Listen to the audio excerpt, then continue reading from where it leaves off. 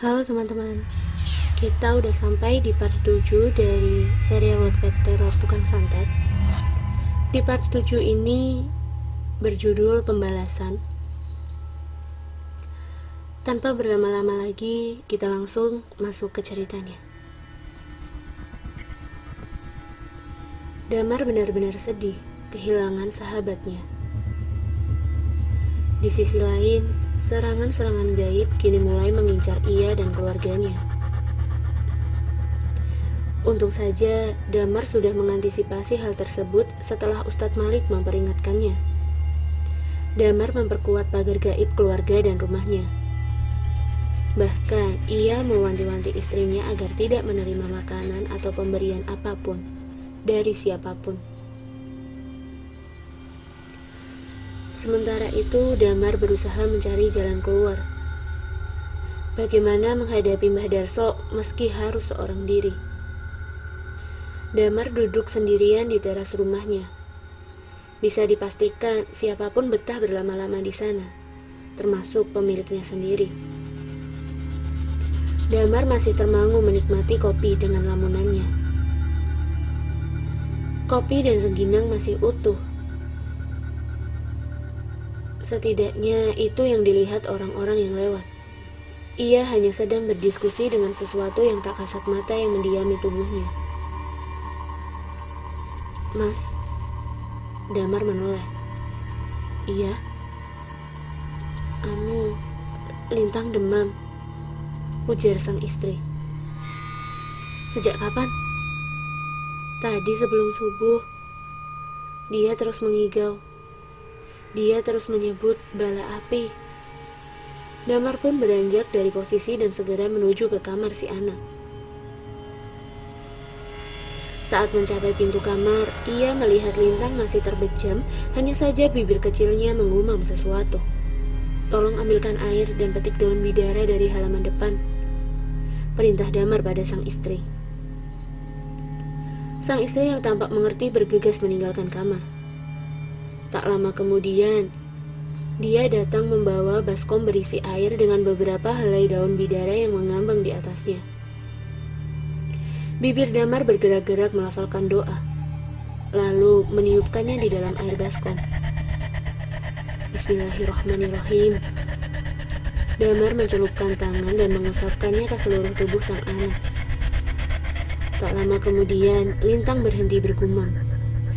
Kalau Lintang sudah sadar, minumkan air ini padanya. Jangan khawatir, demamnya akan segera turun. Damar sekilas menarik nafas. Ingatannya menjelajah. Semalam ia memang mendengar sesuatu menghantam keras di atap rumahnya. Untung saja tidak menembus ke dalam, karena memang sudah dipagari. Hanya saja pagar gaib yang dipasang sedikit rusak. Lintang anaknya memiliki kemampuan lebih seperti Nilam. Ada seorang kodam yang juga menjaganya. Tapi itu bukan berasal dari Damar.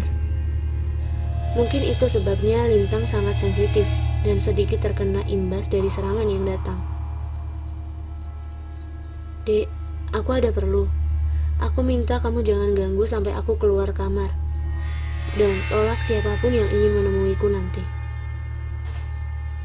Lagi-lagi dia mengerti, membalasnya dengan anggukan. "Iya, Mas." Tak lama kemudian terdengar suara pintu tertutup tak jauh dari sana. Damar mengurung diri sendirian di kamar, tanpa makan dan tanpa minum. Kalaupun keluar, itu juga hanya waktu-waktu sholat saja. Sekedar mengambil wudhu, lebih tepatnya Damar melakukan tirakat wirid untuk meminta petunjuk. Hingga malam kembali datang, Damar mendapatkan sebuah mimpi. Almarhum gurunya mendatanginya. Kala itu Kiai Bustomi yang mengenakan jubah putih meminta Damar untuk mendekatinya. Matanya yang teduh memandang lekat mata sang murid. Kiai Bustomi memang tidak mengatakan apapun, tapi mereka saling berbicara melalui isi pikiran masing-masing. Di sana, Kiai Bustomi menyuruh Damar untuk melakukan tirakat di sebuah gunung di Boyan selama 33 hari. Setelah itu Damar mencium punggung tangan sang kiai kemudian pergi. Dari mimpinya itu Damar bisa bernafas sedikit lega karena ia merasa menemukan sebuah jalan. Di suatu siang saat matahari seolah tepat di atas kepala, Nuri mendapati suatu kenyataan pahit.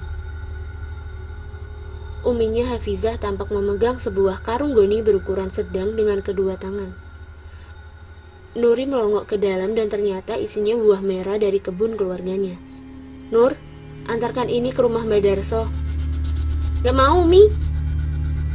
"Kamu harus antar ini," perintah sang ibu. "Kak Fuad lagi kerja, madamin kebakaran di hutan kampung sebelah. Mbak Laila, Mbak Ifah, mereka semua sedang ada urusan.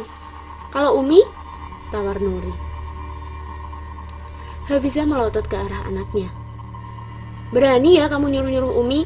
Gak punya adab. Masa pantas anak nyuruh-nyuruh orang tua?" Seketika Nuri mendapatkan siraman rohani yang mendayu-dayu dari sang ibu.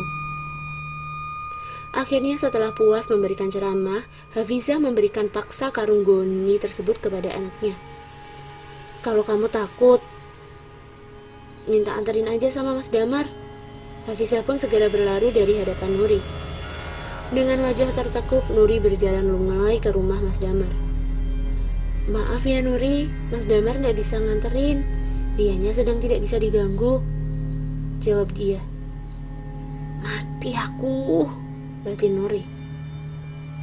"Oh iya Mbak, gak apa-apa." Nuri memaksakan senyum di ujung bibirnya. Nuri berbalik haluan, memutuskan pergi menuju kediaman Nilam. "Lagian Mas Damar kemana ya kok gak pernah kelihatan?" gumam gadis kecil itu di tengah perjalanan. Nilam beberapa kali menggelengkan kepala, namun Nuri tetap memohon. "Ayolah Nil, gak berani aku sendirian. Gini aja deh, gaco gaplekku buat kamu semua. Tapi anterin aku ke rumahnya Mbak Darso ya." Nila melirik sekilas ke arah Nuri. Tawarannya cukup menggoda menurutnya. Di sisi lain, ia juga merasa kasihan pada sahabatnya. Dengan berat hati, Nila menyetujui permintaan Nuri. Kini sampailah kedua bocah itu di depan sebuah rumah kayu, yang di sekelilingnya dipenuhi rumput ilalang yang menjulang tinggi. Nuri memandang angker rumah tersebut. Sedangkan Nilam, jangan ditanya lagi. Matanya memandang awas ratusan hingga ribuan makhluk aneh di depannya. Nuri mengetuk pelan beberapa kali pintu kayu jati yang berwarna pucat. Tak lama kemudian, terdengar dari pintu yang dibuka secara perlahan. Tampak seorang kakek setengah bungkuk berdiri menatap sangar keduanya. Meski tubuhnya agak membungkuk, badannya terlihat masih cukup bugar. "Ini Mbah, ini titipan buah merah dari nenek." Nuri menyodorkan sekarung goni dengan tangan sedikit bergetar. Mbah Darso mengangguk sambil mengelus-elus dagunya. Bawa masuk." "Hah? Masuk Mbah?" "Iya, bawa masuk. Taruh aja di dapur belakang," pinta Mbah Darso. Nuri dan Nilam beradu pandang. Dengan langkah berat, keduanya masuk ke arah ruangan yang ditunjukkan oleh Mbah Darso. Saat menuju dapur, tampak beberapa kali Nilam bergerak ke kanan dan ke kiri seolah menghindar dari sesuatu. Akhirnya, Nuri meletakkan karung berisi buah merah itu di dekat tungku. Keduanya pun lekas berbalik dan ingin cepat-cepat keluar dari rumah tersebut. Mbah Darso tampak duduk di atas sebuah amben dengan satu kaki diangkat sambil menghisap sebatang rokok. Langkah Nilam sempat berhenti tatkala kornea matanya tak sengaja bersibobrok dengan mata Mbah Darso. Tiba-tiba, Nuri melihat tubuh Nilam sedikit bergetar saat beradu pandang dengan laki-laki tua itu. Menyadari ada yang tidak beres, cepat-cepat Nuri menarik tangan Nilam untuk segera keluar sambil berpamitan pada Mbah Darso. Setelah beberapa meter keduanya keluar dari rumah Mbah Darso, Nilam menghentikan langkah. Tak disangka-sangka, Nilam langsung muntah dan hampir mengeluarkan semua isi perutnya. Nuri sempat kaget dengan reaksi Nilam yang mendadak itu. Nilam bilang ia tidak apa-apa. Dia menjelaskan itu karena pengaruh gesekan energi negatif kodam miliknya dengan energi kodam milik Mbah Darso. Tak jauh dari tempatnya, mata Nilam kembali menyipit, memandang sebuah jalan setapak menuju ke arah hutan. Lah, itu Mas Damar mau kemana ya? Celetuk Nilam tiba-tiba. Nuri pun spontan menengok ke arah yang dimaksud Nilam. Dan tentu saja, dia tidak melihat siapapun. Mana? Itu tuh Mas Damar lagi jalan menuju hutan. Masa nggak lihat sih? Jelas Nilam lagi. Nuri menggeleng. Barulah setelah itu Nilam menyadari bahwa yang ia lihat adalah Sukma Damar.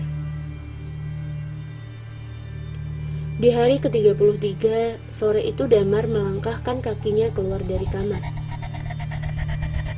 Cuci kaki, Mas, tegur dia saat menengok kembali kaki suaminya yang penuh pasir. Damar mengangguk dan tersenyum tenang. Seusai melaksanakan sholat isya, Damar tampak bersiap-siap. Dek, gak perlu menungguku pulang malam ini. Aku ada perlu. Mungkin besok baru pulang. Dia mengerutkan kening.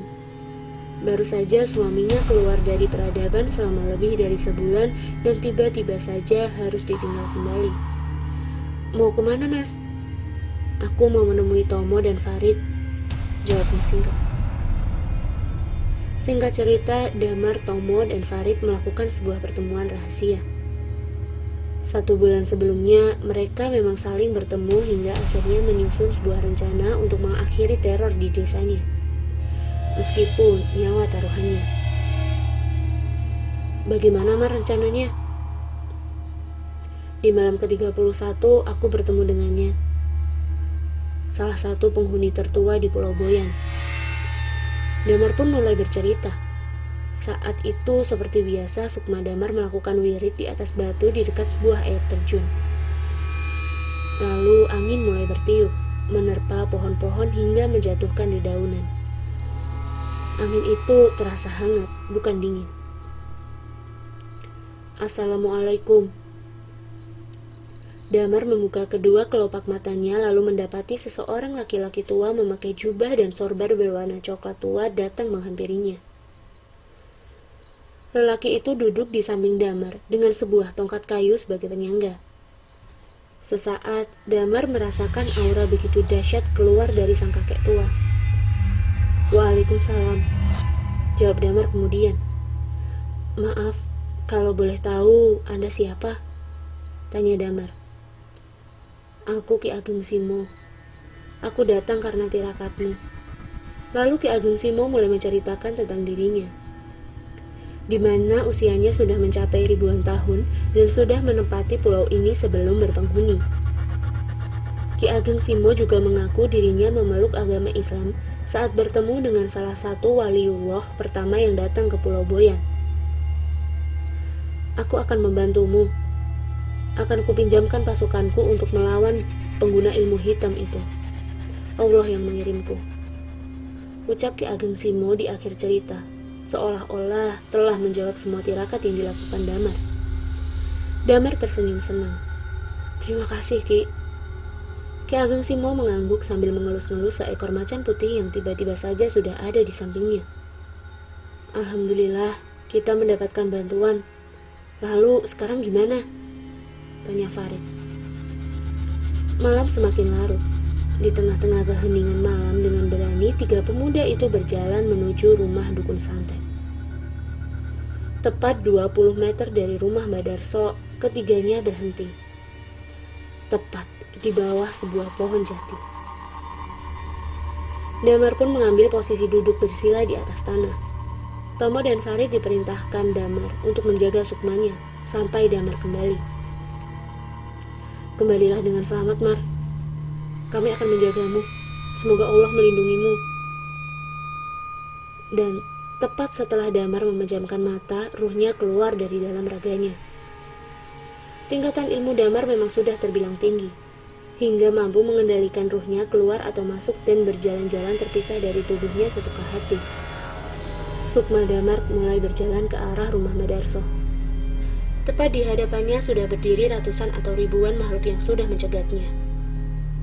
Sepertinya mereka tahu akan kedatangan Damar. Hampir semuanya bermata merah, bermacam-macam ukuran. Beberapa di antaranya bahkan memegang senjata. Dilihat dari aura dan perwujudannya, sudah dipastikan makhluk-makhluk tersebut adalah jin kafir. Tiba-tiba datang sesosok makhluk bertubuh tinggi besar, namun memiliki 2 kepala. Maju berada di barisan paling depan. Suaranya menggelegar, hingga membuat Damar menutup kedua telinganya saat makhluk itu berbicara. Di sini, Damar tidak datang untuk berunding. Sampai kapanpun dia tidak akan pernah berunding dengan makhluk-makhluk batil itu. Tanpa gentar, Damar mengalahkan dan menghabisi mereka semua. Makhluk berkepala 2 itu tertawa dan bersikap jumawa, bahkan mengaku bahwa dia adalah salah satu penyihir terkuat dari bangsanya. Makhluk yang mengaku dirinya bernama Batu Rekso pun mengancam akan memakan Sukma Damar dan mengambil lebih banyak korban lain di desa. Dan benar saja, Batu Rekso mengangkat tangannya seakan memberi isyarat pada seluruh anak buahnya untuk menyerang Damar. Damar dan kodamnya bersiap-siap menghalau serangan. Di saat yang sama, tiba-tiba sebuah angin berhembus kencang. Tepat di belakang Damar juga ada ribuan pasukan yang siap menyerang. Di mana pasukan astral itu memang didominasi oleh perwujudan macan. Tepat di sampingnya, Ki Ageng Sukmo tampak menunggangi seekor macan putih 3 kali ukurannya dari macan biasa, memberi isyarat untuk membalas serangan. Peperangan besar gaib itu tidak dapat dihindarkan.